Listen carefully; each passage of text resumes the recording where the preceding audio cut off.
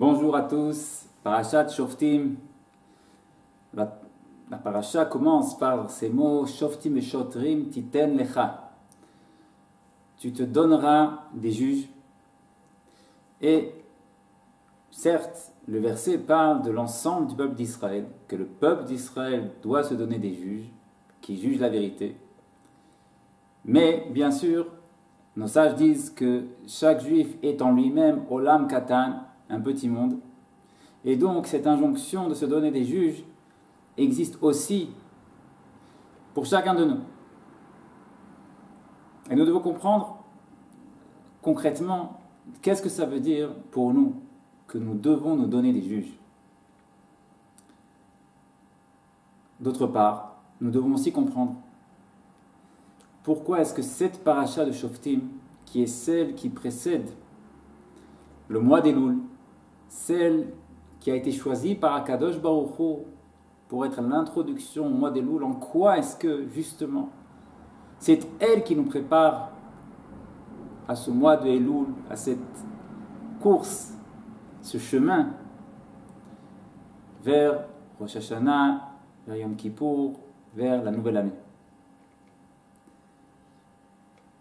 Et Be'ezrat Hashem, nous allons découvrir que derrière cette paracha de Shoftim, derrière cette injonction de nous donner des juges, nous allons effectivement découvrir Be'ezrat Hashem à la lumière du chapitre 282 du Likutei Moharan, Rabbi Nachman de Breslev, qu'il y a ici la base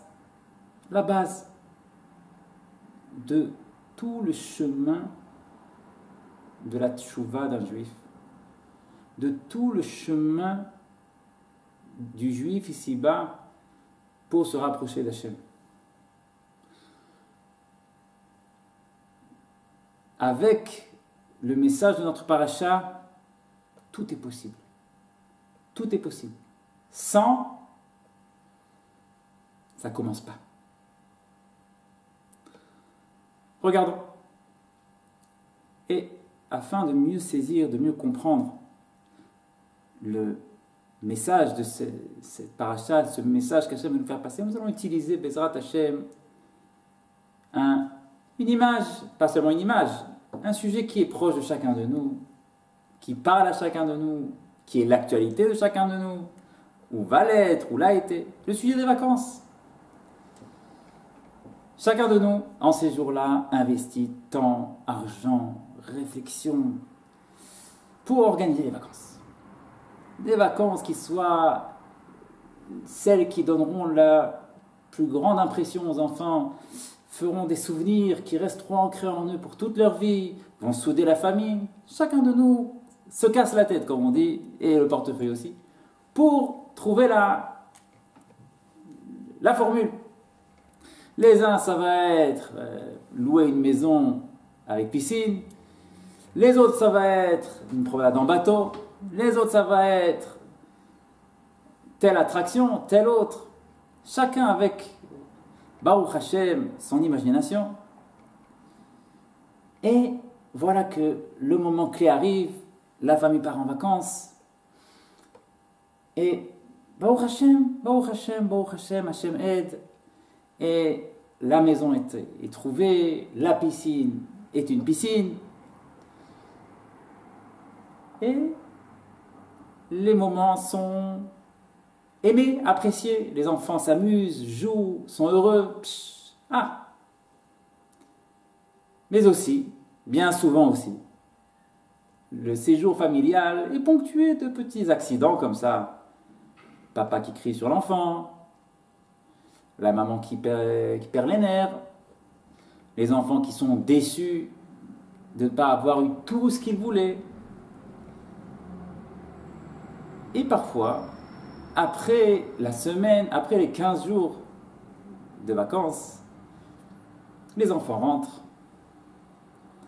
Et malgré toutes les dépenses, malgré le menu des attractions, des loisirs riches, eh bien parfois, au fond, il se peut que les enfants aient le sentiment que c'était comment les vacances? pas mal, pas mal. Et le camp aux EI, comment c'était? Ouais, c'était super, ça c'était super. Mais les vacances des parents, là, ça c'était beaucoup plus riche, il y avait beaucoup plus de préparation et d'investissement, etc. Ouais, c'était pas mal, pas mal, pas mal. Pas mal. Et bien sûr, les parents qui ont tellement investi auraient aimé que la chose soit plus reluisante aux yeux des enfants. Comment faire? Quel est le problème? La réponse est simple. La réponse est simple. La raison de ce sentiment de vacances moyennes, elle résulte du fait que dans la conscience des enfants, dans le cœur des enfants, leurs expériences des vacances sont mélangées. Il y a les bons moments où les enfants se sont éclatés, comme on dit. Ils ont adoré. Le bateau, le surf, le truc. Il y a les moments où là, ça a été dur, avec les parents, entre enfants. Dans l'esprit, dans le cœur des enfants, toutes ces expériences-là sont mélangées les unes aux autres. Dans un grand titre qui s'appelle « Les vacances en famille ». Voilà. Ce grand titre-là inclut toute cette salade mexicaine de moments, les uns excellents, les autres plus difficiles. Tant que la chose est mélangée dans l'esprit de l'enfant, eh bien, du fait du mélange, les moments plus noirs ternissent les moments qui étaient vraiment bien.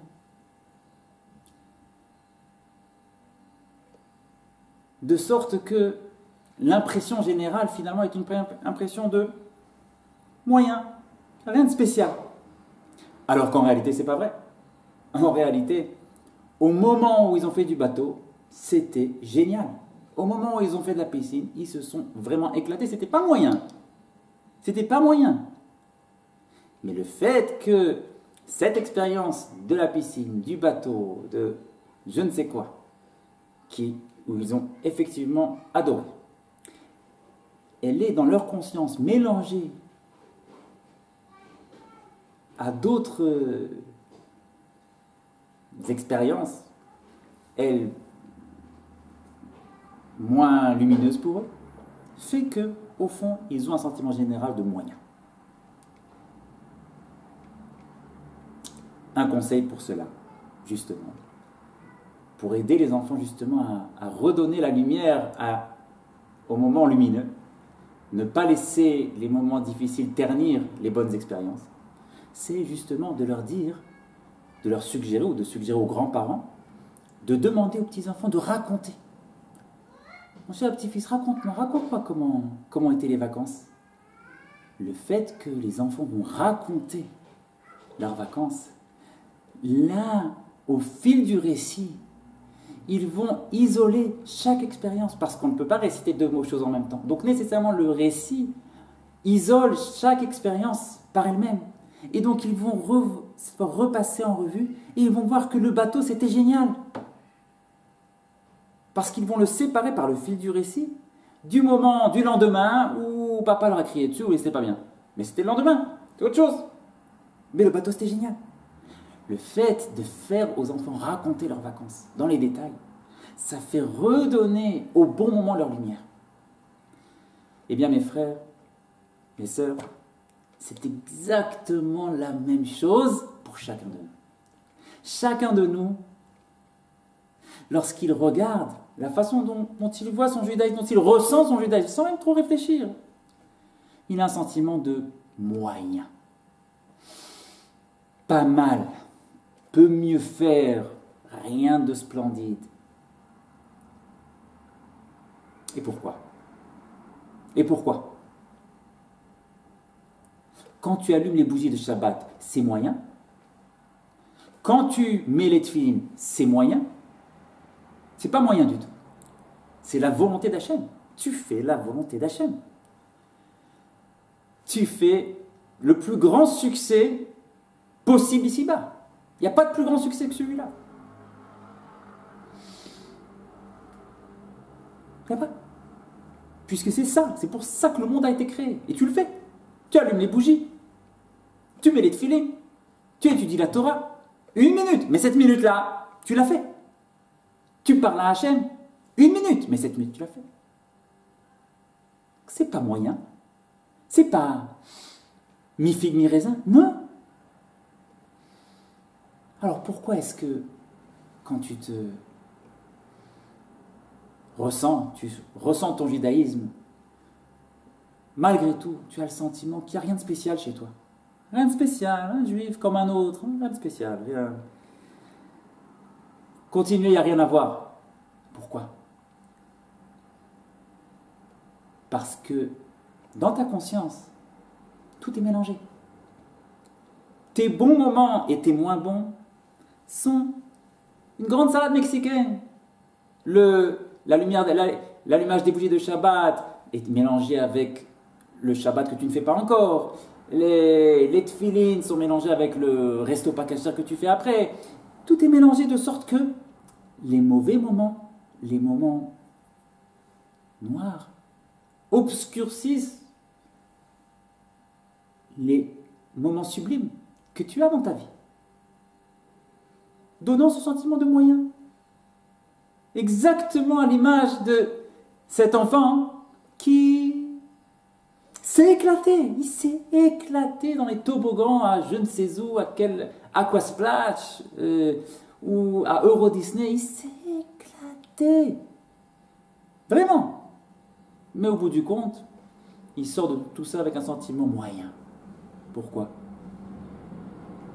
Est-ce que le fait que papa a crié dessus le lendemain, ça a terni l'expérience du train fantôme? C'est deux choses différentes.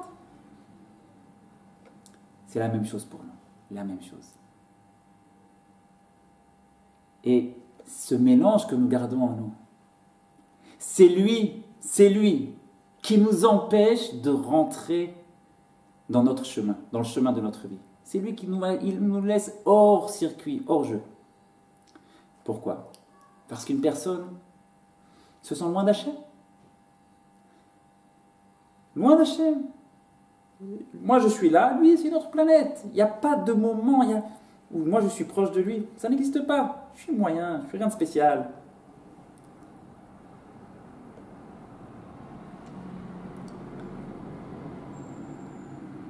Nous dit Akadosh Baruch Hu, tu veux rentrer dans Elul?